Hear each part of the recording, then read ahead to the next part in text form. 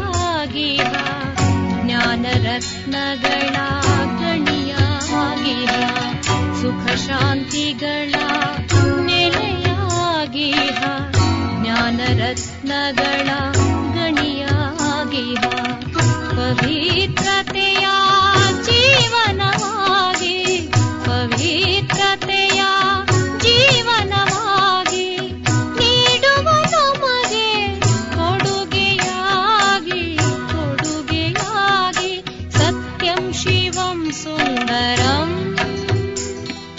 ಸತ್ಯಂ ಶಿವಂ ಸುಂದರಂ शिवं सुन्दरम्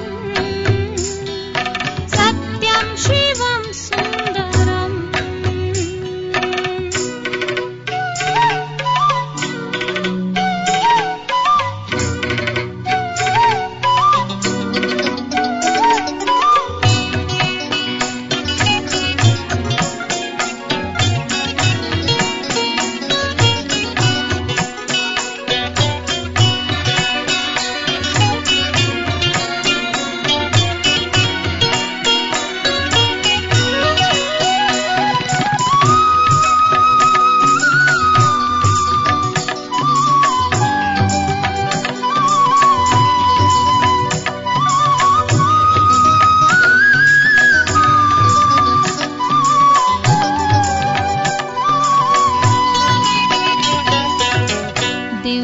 ಗುಣಗಳ ಧಾರಣೆ ಮಾಡಿಸಿ ಗತಿ ಸದ್ಗತಿಯ ದಾರಿ ತೋರಿಸಿ ದಿವ್ಯ ಗುಣಗಳ ಧಾರಣೆ ಮಾಡಿಸಿ ಗತಿ ಸದ್ಗತಿಯ ದಾರಿ ತೋರಿಸಿ ಕಡಲಿನ ಕವಡೆಯ ರತ್ನವ ಮಾಡುವ ಕಡಲಿನ ಕವಡೆಯ ರತ್ನವ ಮಾಡುವ ಕಲಿಸುವ मन्मनाभव मन्मनाभव सत्यं शिवं सुन्दरं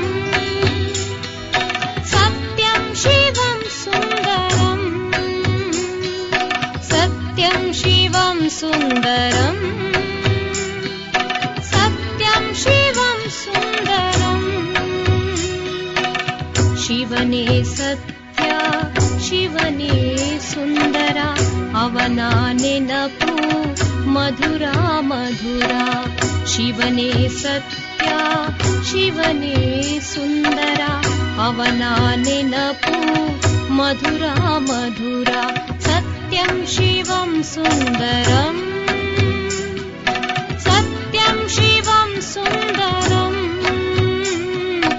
ಓಂ ಶಾಂತಿ ಶಾಂತಿ ಓಂ ಶಾಂತಿ ಓಂ ಶಾಂತಿ ಶಾಂತಿ ಓಂ ಶಾಂತಿ ಓಂ ಶಾಂತಿ ಶಾಂತಿ ಓಂ ಶಾಂತಿ ಓಂ ಶಾಂತಿ ಶಾಂತಿ ಓಂ ಶಾಂತಿ ಓಂ ಶಾಂತಿ ಶಾಂತಿ ಓಂ ಶಾಂತಿ ಓಂ ಶಾಂತಿ ಶಾಂತಿ ಓಂ ಶಾಂತಿ. ಓಂ ಶಾಂತಿ. ಇಂದಿನ ದಿನಾಂಕ 16/7/2026. ಪ್ರಾರ್ಥ ಮುರುಳಿ ಬಾಪ್ತಾದ ಮಧುಬನ.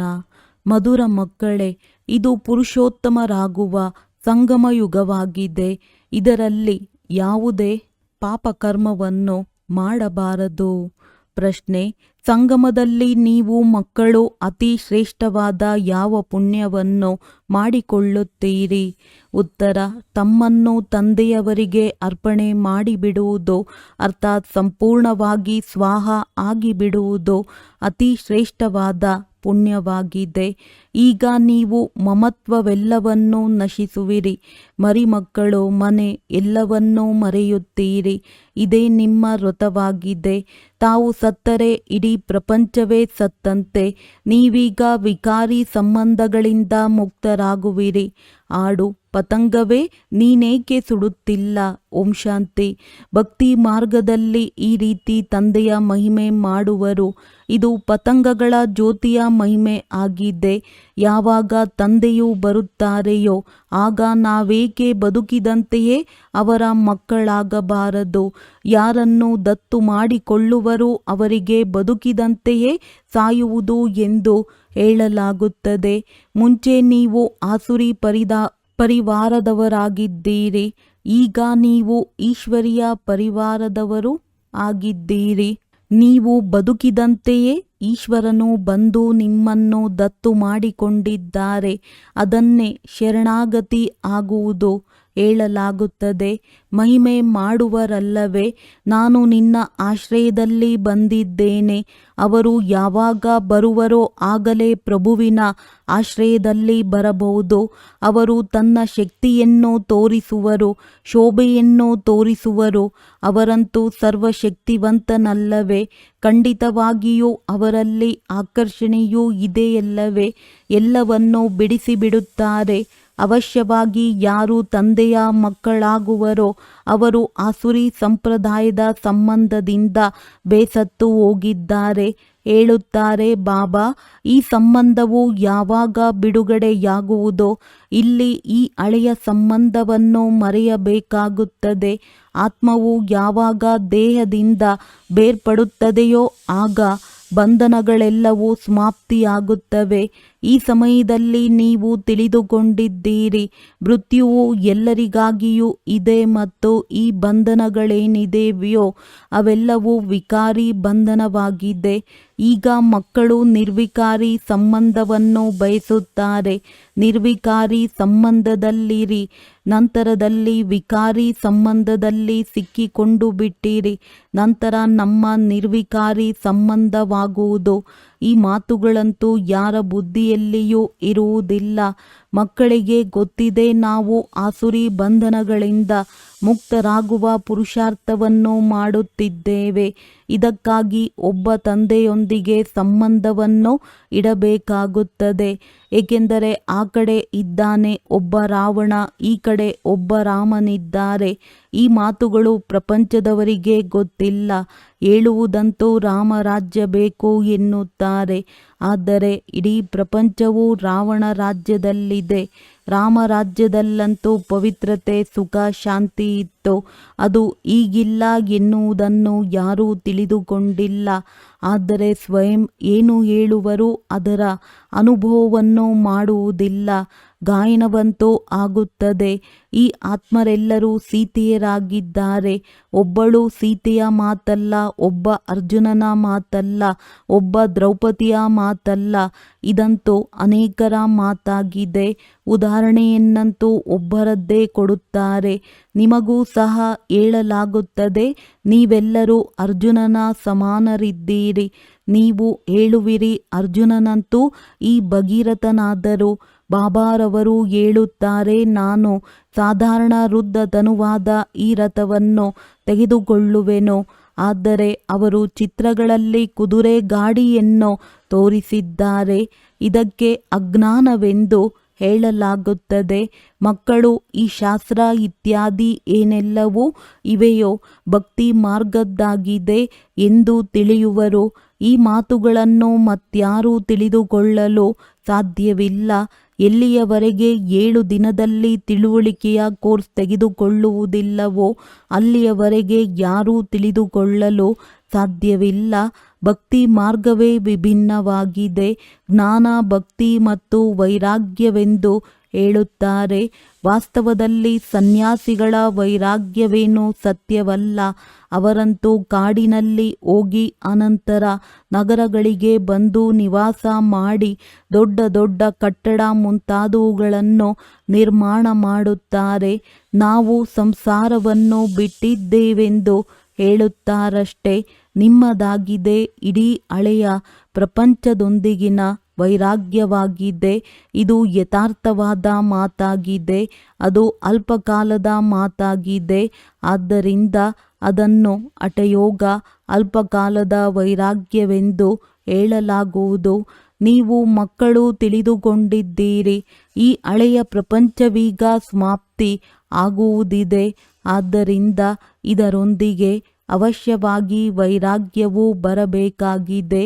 ಬುದ್ಧಿಯೂ ಸಹ ಹೇಳುತ್ತದೆ, ಹೊಸ ಮನೆಯನ್ನು ನಿರ್ಮಾಣವಾಗುತ್ತದೆ ಎಂದರೆ ಹಳೆಯದನ್ನು ಬೀಳಿಸಲಾಗುತ್ತದೆ. ಈಗ ತಯಾರಿಯಾಗುತ್ತಿದೆ.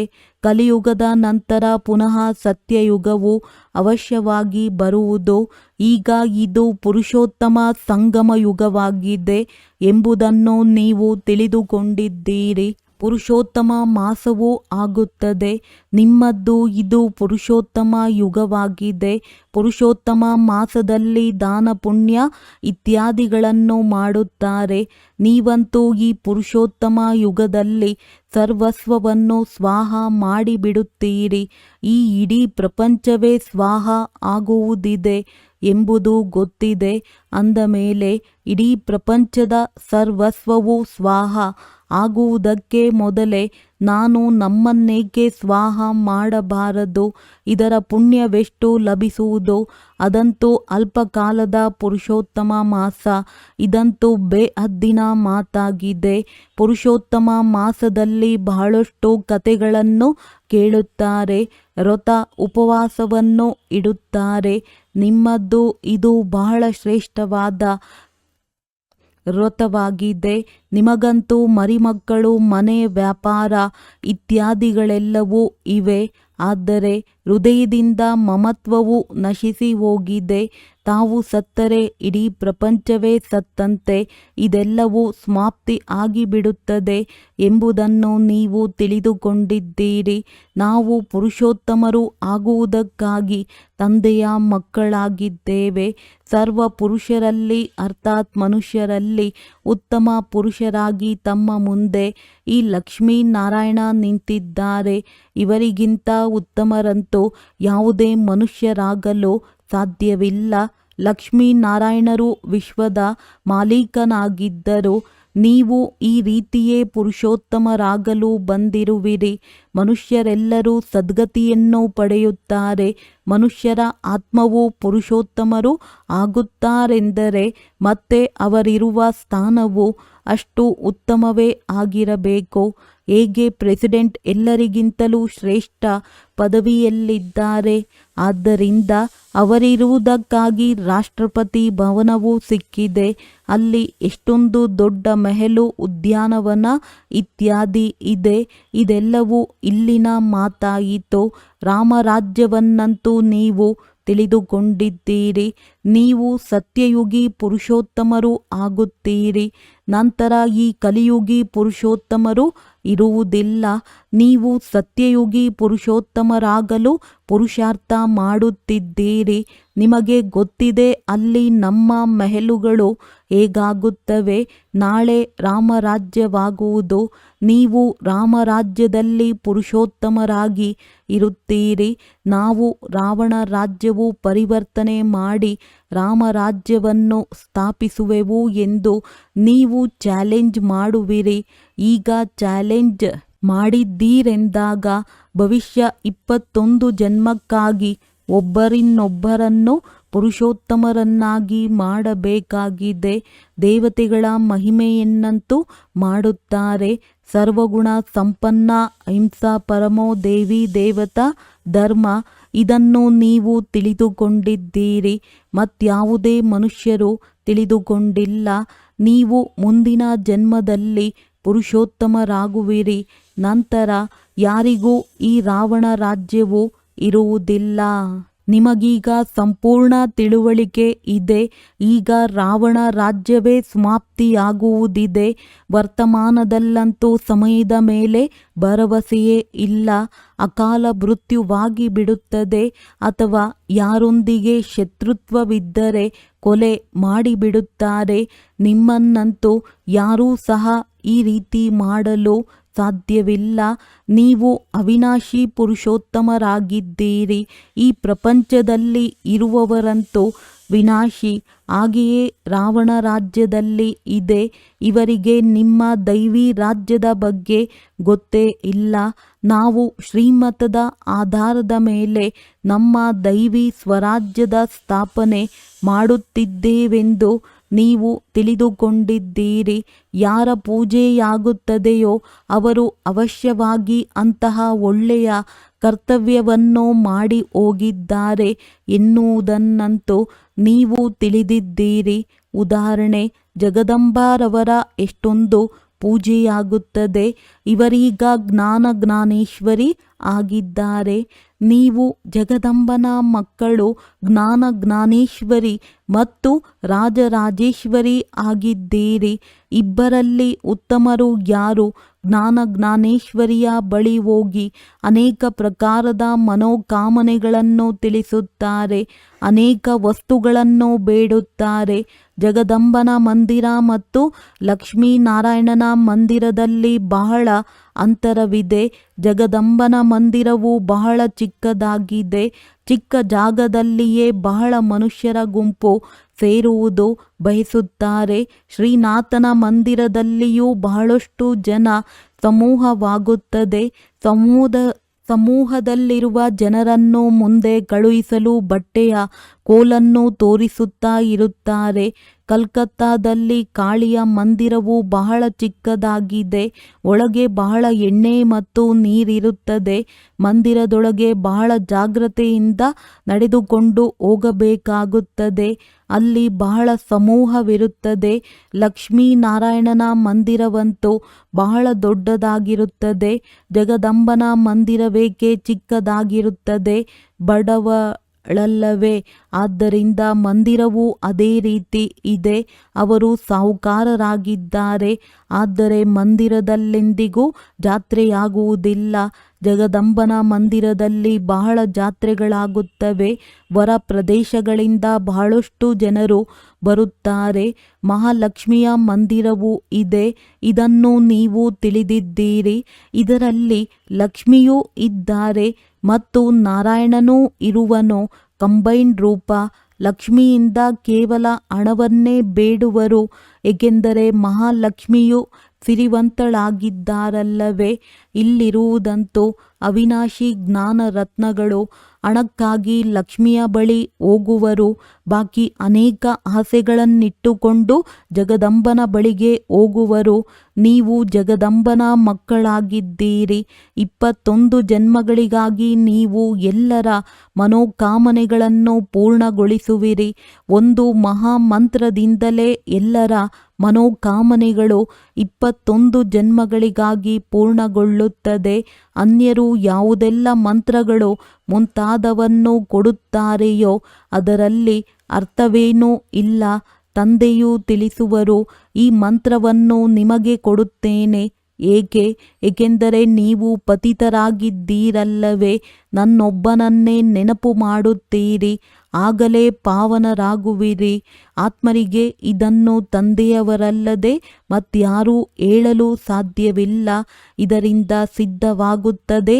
ಈ ಸಹಜ ರಾಜಯೋಗವನ್ನು ಒಬ್ಬ ತಂದೆಯೇ ಕಲಿಸುವರು. ಅವರೇ ಮಂತ್ರವನ್ನು ಕೊಡುವರು. ಈ ಮಂತ್ರವನ್ನು 5000 ವರ್ಷಗಳ ಮೊದಲು ಕೊಟ್ಟಿದ್ದರೆಂಬ ಸ್ಮೃತಿಯೂ ಬಂದಿದೆ. ಈಗ ನೀವು ಸನ್ಮುಖದಲ್ಲಿ ಕುಳಿತುಕೊಂಡಿದ್ದೀರಿ. ಕ್ರೈಸ್ಟ್ ಇದ್ದು ಹೋದರೂ ನಂತರ ಅವರ ಬೈಬಲ್ ಗ್ರಂಥವನ್ನು ಓದುತ್ತಿರುತ್ತಾರೆ. ಅವರೇನು ಮಾಡಿ ಹೋದರು, ಧರ್ಮದ ಸ್ಥಾಪನೆ ಮಾಡಿ ಹೋದರು, ಶಿವತಂದೆಯು ಏನು ಮಾಡಿ ಹೋದರು, ಕೃಷ್ಣನು ಏನು ಮಾಡಿ ಹೋದನು ಎಂಬುದನ್ನು ನೀವು ತಿಳಿದುಕೊಂಡಿದ್ದೀರಿ. ಕೃಷ್ಣನಂತೂ ಸತ್ಯಯುಗದ ರಾಜಕುಮಾರನಾಗಿದ್ದನು. ಅವನೇ ನಂತರ ನಾರಾಯಣನಾಗುವನು.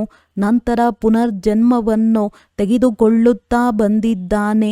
ಶಿವತಂದೆಯೂ ಸಹ ಏನೋ ಮಾಡಿ ಹೋಗಿದ್ದಾರೆ. ಆದ್ದರಿಂದಲೇ ಅವರ ಇಷ್ಟೆಲ್ಲ ಪೂಜೆ ಇತ್ಯಾದಿ ನಡೆಯುತ್ತದೆ. ಈಗ ನೀವು ತಿಳಿದಿದ್ದೀರಿ. ರಾಜಯೋಗವನ್ನು ಕಲಿಸಿಕೊಟ್ಟು ಹೋದರು. ಭಾರತವನ್ನು ಸ್ವರ್ಗವನ್ನಾಗಿ ಮಾಡಿ ಹೋಗಿದ್ದಾರೆ. ಆ ಸ್ವರ್ಗದ ಮೊದಲ ನಂಬರಿನ ಮಾಲೀಕನು ಸ್ವಯಂ ತಂದೆಯಾಗುವುದಿಲ್ಲ, ಶ್ರೀಕೃಷ್ಣನಾದನು. ಅವಶ್ಯವಾಗಿ ಕೃಷ್ಣ ಆತ್ಮನಿಗೆ ಓದಿಸಿದ್ದಾರೆ ಎಂಬುದನ್ನು ನೀವು ತಿಳಿದುಕೊಂಡು ಬಿಟ್ಟಿರಿ. ಕೃಷ್ಣನ ವಂಶಾವಳಿಯಾಗಿ ನೀವು ಕುಳಿತಿದ್ದೀರಿ. ರಾಜರಾಣಿಯನ್ನು ಮಾತಾಪಿತಾ ಅನ್ನದಾತ ಎಂದು ಕರೆಯುತ್ತಾರೆ. ರಾಜಸ್ಥಾನದಲ್ಲಿಯೂ ರಾಜನಿಗೆ ಅನ್ನದಾತ ಎನ್ನುವರು. ರಾಜರಿಗೆಷ್ಟು ಮಾನ್ಯತೆ ಇರುತ್ತದೆ. ಮುಂಚೆ ಎಲ್ಲ ದೂರುಗಳು ರಾಜರ ಬಳಿ ಬರುತ್ತಿದ್ದವು. ಸಭೆಯು ಸೇರುತ್ತಿತ್ತು. ಯಾರೇ ತಪ್ಪು ಮಾಡುತ್ತಿದ್ದರೂ ಅವರು ಬಹಳ ಪಶ್ಚಾತ್ತಾಪ ಪಡುತ್ತಿದ್ದರು. ವರ್ತಮಾನದಲ್ಲಂತೂ ಬಹಳಷ್ಟು ಜೈಲಿನ ಪಕ್ಷಿಗಳಿದ್ದಾರೆ. ಪದೇ ಪದೇ ಜೈಲಿಗೆ ಹೋಗುತ್ತಾರೆ. ಈಗ ನೀವು ಮಕ್ಕಳು ಗರ್ಭ ಜೈಲಿನಲ್ಲಿ ಹೋಗಬಾರದು. ನೀವಂತೂ ಗರ್ಭ ಮೆಹಲಿನಲ್ಲಿ ಬರಬೇಕಾಗಿದೆ. ಆದ್ದರಿಂದ ತಂದೆಯನ್ನು ನೆನಪು ಮಾಡುವಿರೆಂದರೆ ವಿಕರ್ಮಗಳ ವಿನಾಶವಾಗುವುದು. ನಂತರ ಮತ್ತೆಂದಿಗೂ ಗರ್ಭ ಜೈಲಿನಲ್ಲಿ ಹೋಗುವುದಿಲ್ಲ. ಅಲ್ಲಿ ಸತ್ಯಾತ್ರೇತ ಪಾಪಗಳಾಗುವುದಿಲ್ಲ. ಎಲ್ಲರೂ ಗರ್ಭ ಮೆಹಲಿನಲ್ಲಿ ಇರುತ್ತಾರೆ. ಕೇವಲ ಕಡಿಮೆ ಪುರುಷಾರ್ಥದ ಕಾರಣ ಕಡಿಮೆ ಪದವಿಯನ್ನು ಪಡೆಯುತ್ತಾರೆ. ಶ್ರೇಷ್ಠ ಪದವಿಯುಳ್ಳವರಿಗೆ ಸುಖವು ಅತ್ಯಧಿಕವಾಗಿರುತ್ತದೆ. ಇಲ್ಲಂತೂ ಕೇವಲ 5 ವರ್ಷಗಳಿಗಾಗಿ ಗವರ್ನರ್ ಪ್ರೆಸಿಡೆಂಟ್ ನಿಮಿತ್ತರನ್ನಾಗಿ ಮಾಡುತ್ತಾರೆ. ನೀವು ಇದನ್ನು ತಿಳಿಸಬಹುದು. ಭಾರತವೇ ದೈವಿ ರಾಜಸ್ಥಾನವಾಗಿತ್ತು. ಈಗಂತೂ ರಾಜಸ್ಥಾನವೂ ಇಲ್ಲ ಮತ್ತು ರಾಜರಾಣಿಯೂ ಇಲ್ಲ. ಮುಂಚೆ ಯಾರಾದರೂ ಸರ್ಕಾರಕ್ಕೆ ಹಣವನ್ನು ಕೊಡುತ್ತಿದ್ದರೆಂದರೆ ಮಹಾರಾಜ ಮಹಾರಾಣಿ ಎಂಬ ಬಿರುದು ಸಿಕ್ಕಿಬಿಡುತ್ತಿತ್ತು. ಇಲ್ಲಂತೂ ನಿಮ್ಮ ವಿದ್ಯಾಭ್ಯಾಸವಿದೆ. ಈ ಪ್ರಪಂಚದಲ್ಲಿ ವಿದ್ಯಾಭ್ಯಾಸದಿಂದ ಎಂದಿಗೂ ರಾಜ ರಾಣಿ ಆಗುವುದಿಲ್ಲ. ನಿಮ್ಮದ್ದು ಇಲ್ಲಿ ಗುರಿ ಉದ್ದೇಶವಿದೆ. ಈ ವಿದ್ಯಾಭ್ಯಾಸದಿಂದ ನೀವು ವಿಶ್ವದ ಮಹಾರಾಜ ಮಹಾರಾಣಿ ಆಗುತ್ತೀರಿ. ಕೇವಲ ರಾಜ ರಾಣಿಯಲ್ಲ. ರಾಜ ರಾಣಿಯ ಬಿರುದಂತೂ ತ್ರೇತಾದಿಂದ ಆರಂಭವಾಗುವುದು. ನೀವೀಗ ಜ್ಞಾನೇಶ್ವರಿ ಆಗುತ್ತೀರಿ. ನಂತರ ರಾಜರಾಜೇಶ್ವರಿಯಾಗುವಿರಿ. ಆ ರೀತಿ ಮಾಡುವವರು ಯಾರು? ಈಶ್ವರ. ಹೇಗೆ ರಾಜಯೋಗ ಮತ್ತು ಜ್ಞಾನದಿಂದ ರಾಜ್ಯಭಾಗ್ಯಕ್ಕಾಗಿ ತಂದೆಯನ್ನು ನೆನಪು ಮಾಡಬೇಕಾಗಿದೆ. ತಂದೆಯು ನಿಮ್ಮ ಸ್ವರ್ಗದ ಮಾಲೀಕರನ್ನಾಗಿ ಮಾಡುತ್ತಾರೆ. ಇದಂತೂ ಬಹಳ ಸಹಜವಿದೆಯಲ್ಲವೇ? ಸ್ವರ್ಗದ ಸ್ಥಾಪನೆ ಮಾಡುವವರಂತೂ ಗಾಡ್ ಫಾದರ್ ಆಗಿದ್ದಾರೆ. ಸ್ವರ್ಗದಲ್ಲಿಯೇ ಸ್ವರ್ಗದ ಸ್ಥಾಪನೆಯನ್ನು ಮಾಡುವುದಿಲ್ಲ. ಅವರಿಗೆ ಆ ಪದವಿಯೂ ಸಹ ಅವಶ್ಯವಾಗಿ ಸಂಗಮದಲ್ಲಿಯೇ ಸಿಕ್ಕಿರುತ್ತದೆ. ಆದ್ದರಿಂದ ಇದನ್ನು ಸೌಭಾಗ್ಯಶಾಲಿ ಕಲ್ಯಾಣಕಾರಿ ಸಂಗಮ ಯುಗವೆಂದು ಹೇಳಲಾಗುವುದು. ಯಾವ ತಂದೆಯು ಎಷ್ಟೊಂದು ಮಕ್ಕಳ ಕಲ್ಯಾಣ ಮಾಡುತ್ತಾರೆ, ಅವರೇ ಸ್ವರ್ಗದ ಮಾಲೀಕರನ್ನಾಗಿ ಮಾಡುತ್ತಾರೆ. ಹೇಳುವುದು ಸಹ ಪರಮಪಿತ ಪರಮಾತ್ಮ ಹೊಸ ಪ್ರಪಂಚವನ್ನು ರಚಿಸುವರು ಎಂದು ಹೇಳುತ್ತಾರೆ. ಆದರೆ ಅದರಲ್ಲಿ ಯಾರು ರಾಜಾಡಳಿತ ಮಾಡುವರು ಎಂಬುದು ಯಾರಿಗೂ ತಿಳಿದಿಲ್ಲ. ನೀವು ಯಾವುದಕ್ಕೆ ರಾಮರಾಜ್ಯವೆಂದು ಹೇಳಲಾಗುತ್ತದೆ ಎಂಬುದನ್ನು ತಿಳಿದುಕೊಂಡಿದ್ದೀರಿ. ಅವರುಗಳಂತೂ ರಾಮರಾಜ್ಯದ ಸಮಯವನ್ನು ಲಕ್ಷಾಂತರ ವರ್ಷಗಳೆಂದು ಹೇಳಿಕೆ ಕೊಟ್ಟಿದ್ದಾರೆ. ಕಲಿಯುಗಕ್ಕೆ 40,000 ವರ್ಷಗಳೆಂದು ಹೇಳಿಬಿಟ್ಟಿದ್ದಾರೆ. ತಂದೆಯು ಹೇಳುತ್ತಾರೆ, ನಾನು ಬರುವುದೇ ಸಂಗಮದಲ್ಲಿ ಬಂದು ಬ್ರಹ್ಮರವರ ಮೂಲಕ ವಿಷ್ಣುಪುರಿಯ ಸ್ಥಾಪನೆ ಮಾಡುವೆನು. ಸತ್ಯನಾರಾಯಣನ ಕಥೆಯೂ ಸಹ ಇದೇ ಆಗಿದೆ. ಸತ್ಯಯುಗದಲ್ಲಿ ನೀವು ಲಕ್ಷ್ಮೀನಾರಾಯಣನು ಸರ್ವಗುಣ ಸಂಪನ್ನ ಆಗುತ್ತೀರಿ. ನಂತರದಲ್ಲಿ ಕಲೆಗಳು ಕಡಿಮೆಯಾಗುತ್ತಾ ಹೋಗುತ್ತದೆ. ಯಾವಾಗ ಸ್ಥಾಪನೆಯಾಗುವುದೋ ಆಗಲೇ ಹೊಸ ವೃಕ್ಷವಾಗುವುದು, ಹೊಸ ಮನೆಯ ನಿರ್ಮಾಣವಾಗುತ್ತದೆ ಎಂದರೆ ಹೊಸದೆಂದು ಹೇಳಲಾಗುವುದು. ನೀವು ಸಹ ಸತ್ಯಯುಗದಲ್ಲಿ ಬರುತ್ತೀರೆಂದರೆ ಹೊಸ ರಾಜಧಾನಿಯಾಗುವುದು. ನಂತರ ಕಲೆಗಳು ಕಡಿಮೆಯಾಗುತ್ತಾ ಹೋಗುತ್ತದೆ, ಸ್ಥಾಪನೆಯು ಇಲ್ಲಿಯೇ ಆಗುತ್ತದೆ. ಈ ಅದ್ಭುತವಾದ ಮಾತುಗಳು ಯಾರದೇ ಬುದ್ಧಿಯಲ್ಲಿಯೂ ಇಲ್ಲ. ಆದ್ದರಿಂದ ತಂದೆಯೂ ತಿಳಿಸಿದ್ದಾರೆ, ಎಲ್ಲ ಆತ್ಮರಿಗಾಗಿ ಈ ಯುಗವು ಪುರುಷೋತ್ತಮರಾಗುವ ಯುಗವಾಗಿದೆ. ಜೀವನ್ಮುಕ್ತಿಗೆ ಪುರುಷೋತ್ತಮ ಎಂದು ಹೇಳಲಾಗುತ್ತದೆ. ಜೀವನ ಬಂಧನವನ್ನು ಪುರುಷೋತ್ತಮ ಎಂದು ಹೇಳುವುದಿಲ್ಲ. ಈ ಸಮಯದಲ್ಲಂತೂ ಎಲ್ಲರೂ ಜೀವನ ಬಂಧನದಲ್ಲಿದ್ದಾರೆ. ತಂದೆಯು ಬಂದು ಎಲ್ಲರನ್ನೂ ಜೀವನ್ಮುಕ್ತರನ್ನಾಗಿ ಮಾಡುತ್ತಾರೆ. ನೀವು ಅರ್ಧಕಲ್ಪಕ್ಕಾಗಿ ಜೀವನ್ಮುಕ್ತರಾಗುವಿರಿ, ನಂತರ ಜೀವನ ಬಂಧನದಲ್ಲಿ. ಇದನ್ನಂತೂ ನೀವು ತಿಳಿದಿದ್ದೀರಿ. ನಿಮ್ಮ ಈ ವ್ರತ ಉಪವಾಸಗಳೆಲ್ಲವೂ ಏನಾಗಿದೆ? ಬಾಬಾರವರು ಬಂದು ವ್ರತ ಮಾಡಿಸಿದ್ದಾರೆ, ಆದರೆ ಅದು ಆಹಾರ ಪಾನೀಯಗಳ ಮಾತಲ್ಲ.